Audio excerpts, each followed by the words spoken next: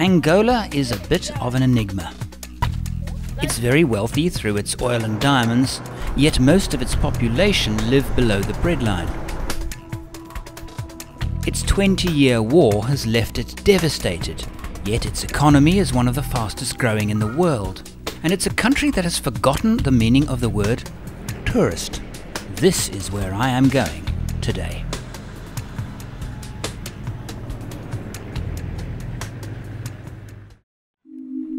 Angola is not a common destination for travellers to southern Africa, and it's a place as foreign to me as anywhere. I have just spent 12 days absolutely alone travelling north from my home in Cape Town through the Namib, and now poised to enter Angola for the first time. Here at the border at Ruacana, I have arranged to meet my guides and helpers. I'm not sure if I'm quite ready. I guess I am, to be travelling with people again. Travelling on your own gives so much freedom. I made a real wrong turning this morning, cost me about an hour. I don't have to worry about people giving me a hard time about the fact that I made a mistake. But anyway, I'm meeting a group of people. I think there are 7 of them. I know 2 of them. The others never met before. But these people are going to take me into Angola, which for me is a brand new country. New culture, different language, not confident enough certainly to travel through that country on my own, and I also know that these people will be able to bring so much more to what I see, what I experience in Angola. So, here's 2 people again.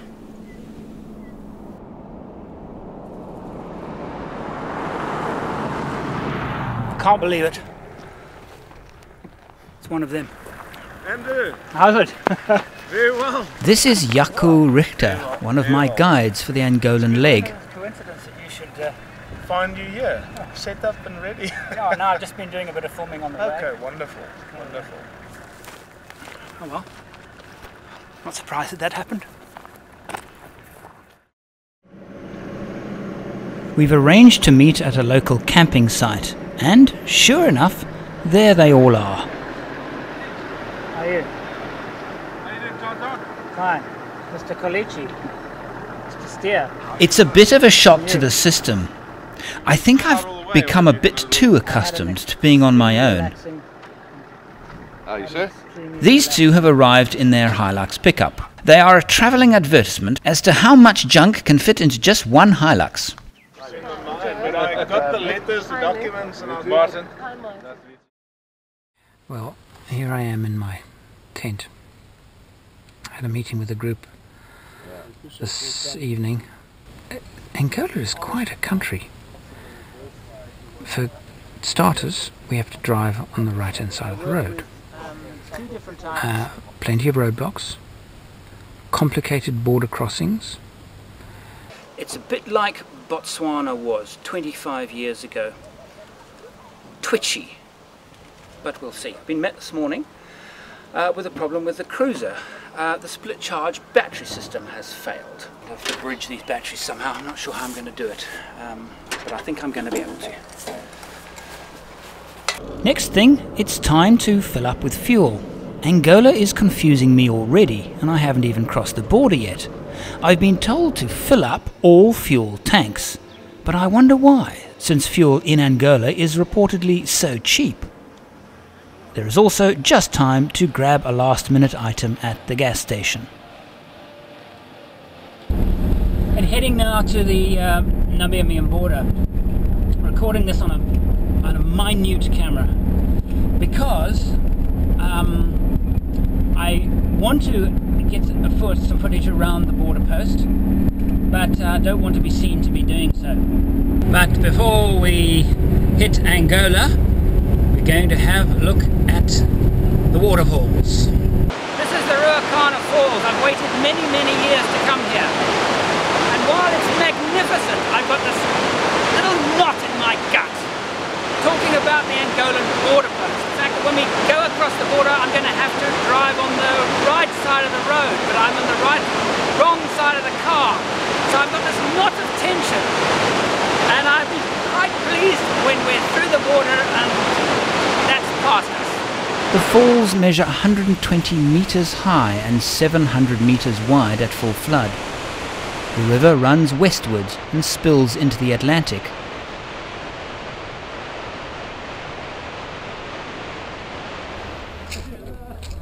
This is the Namibian side of the border post.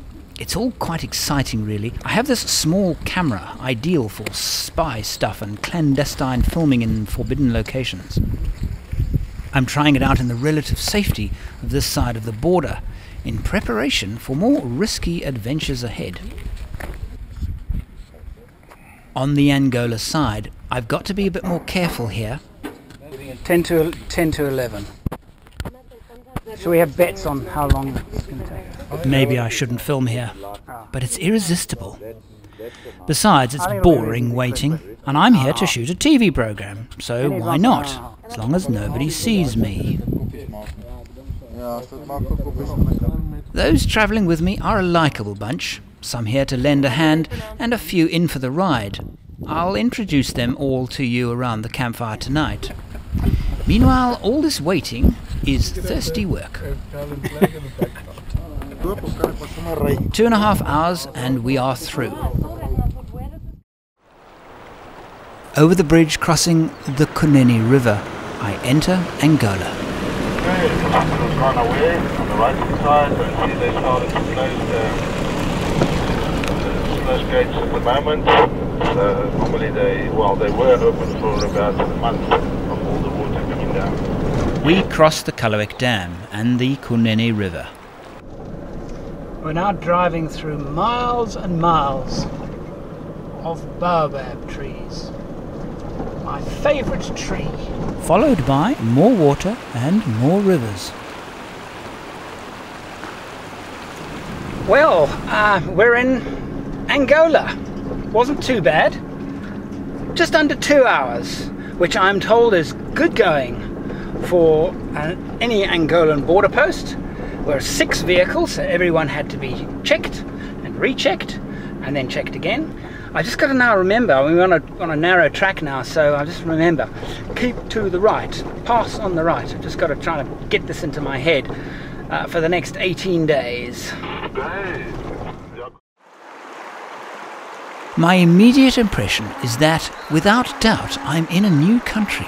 The Kalahari stretches into southern Angola, and it's unmistakable. But the trees are what truly impresses.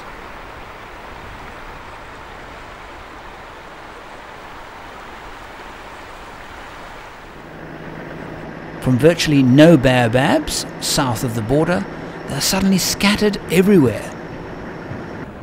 And some of them are true giants. This one is so big that hundreds of Angolan citizens have made it their home.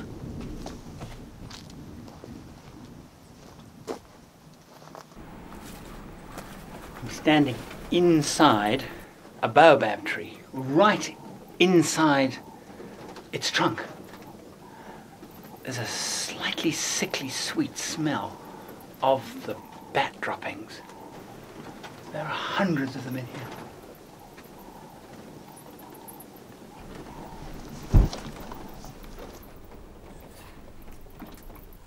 And it looks like I'm not the only one who appreciates trees. I wonder if it was Fidel himself who carved this, but it was probably one of his many supporters sharpening his bayonet.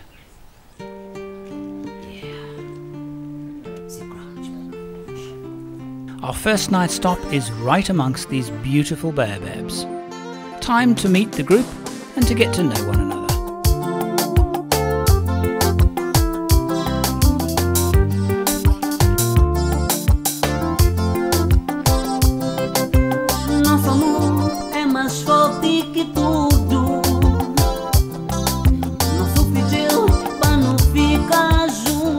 Taking all of us into Angola are these two. Jaco Richter, on the left, fought here during the Bush War that involved South Africa. Jaco is an expert in the history of the war. On the right is Andre Lecoq, our guide working with Live the Journey. Both have lots of experience of Angola, but neither speak Portuguese. That we will leave to Gonzales. Gonzales speaks Portuguese, English, French, Italian, several back languages, and is learning Afrikaans. Then there is Jacko Angelini. Jacko is an old client of mine, an award-winning cinematographer and film director. He saw my previous TV series and made contact, asking if he could come along. And he brings with him his talent for film and for cooking. Then there is Martin Steer, producer of this series, and his good friend Nick Colici. And Skulk, here to lend a hand with Andre and Gonzales. And lastly, Joe Radcliffe, a photographer and lecturer who, for the past 2 years, has been photographing Angola. They are trying to hang a light, I think. It never ceases to amaze me what some people bring camping.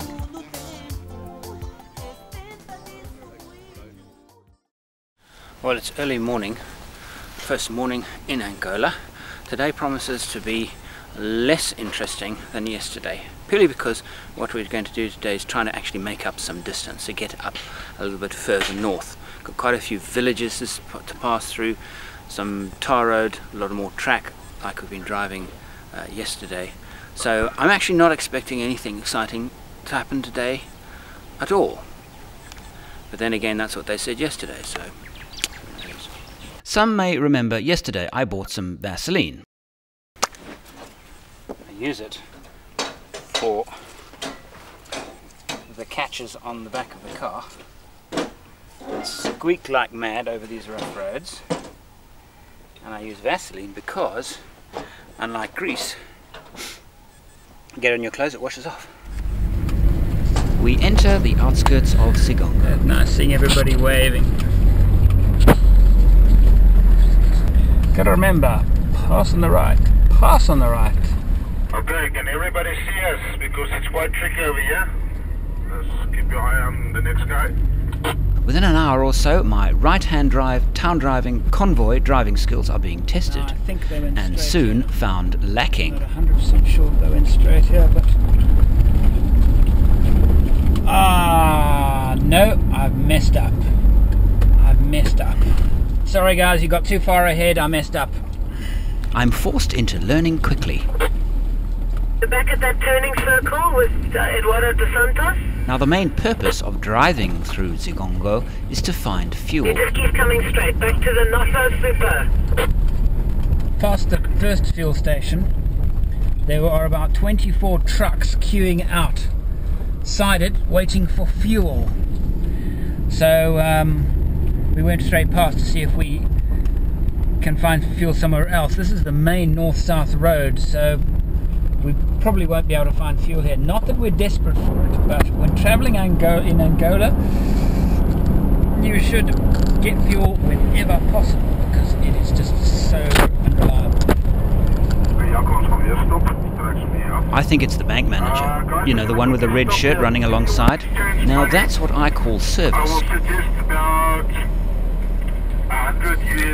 He will hopefully turn out to be a mobile bureau de change. Gonzales is going to exchange some money for us, some local currency. So that's what I'm going to put together now, some US dollars. Let's see, 1, 2, 3, 4, 5, 6. Oh.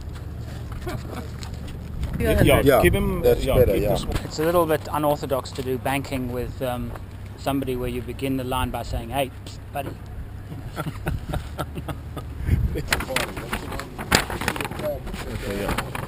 Okay, what have we done so far? We've actually come across the border. We went over the Kalahek Dam and Yes. we've actually travelled all the way up to Sangongo. So we're now in Sangongo. Then we're going to move down to Mongua and Njiva. And from Njiva we're going to turn up left northeast until we find a road that actually turns off towards Imale, Kuvalai. This is the one. Yes, this is the one. the road that we're going to this take. road is going to take us 2 days. This one. It's nice travelling. It's nice off-road. Exciting. A few mud holes in that. But yeah, interesting. Njiva is a war-weary town with reminders of its violent past all around.